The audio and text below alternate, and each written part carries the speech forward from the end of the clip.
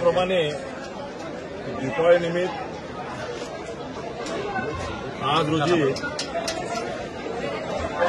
बेळगावमध्ये विशेष करून चव्हाड गल्ली येथील चव्हाट्या मंदिराला नमस्कार करून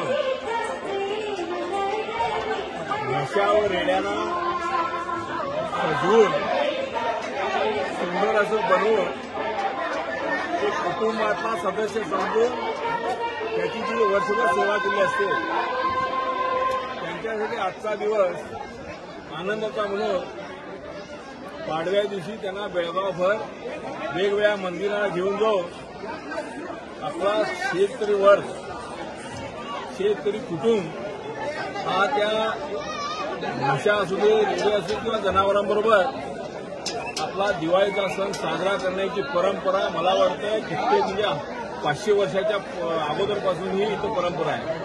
विशेष करून चव्हाड गल्लीबद्दल बोलायचं असल्यानंतर देशामध्ये वेगवेगळ्या ठिकाणी अशा परंपरा संपवलेल्या आहेत, पण चव्हाड गल्ली एक अशी आहे भारतीय संस्कृती, भारतीय सण आणि परंपरा, हिंदू धर्माची परंपरा कायम टिकवण्याचं काम चव्हाड गल्ली वासियांनी केल्याबद्दल चव्हाड गल्लीवर बेळगावातील सर्व लोकांना त्यांचं अभिनंदन, धन्यवाद।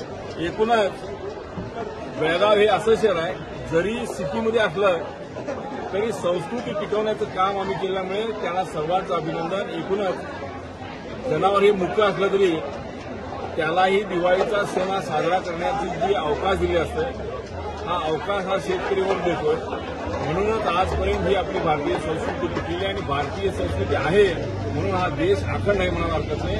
बोलो भारत माता की जय। ज्योतिबाच्या नावानं सगळे हौशी मुलं सगळी असतात, सगळ्यांनी मिळून आम्ही सगळ्यांना कळवतो, सगळ्यांना सांगतो, सगळ्यांना या म्हणतो।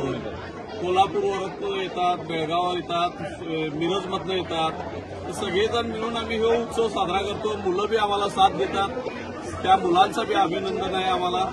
हे सगळे ग्रामीण भागातून कुठून येतात काय? ग्रामीण भागातून आंबिवडी येते, उसगाव येतात, खानापूर येतात, हे सगळे शिवाजीनगर, गांधीनगर हे सगळे इकडे येतात, अंधगुळ, वडगाव सगळेजण येतात।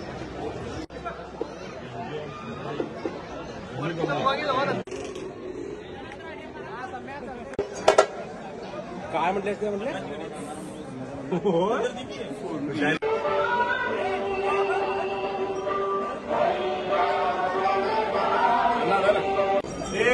इथनं यूज काय बोलायचं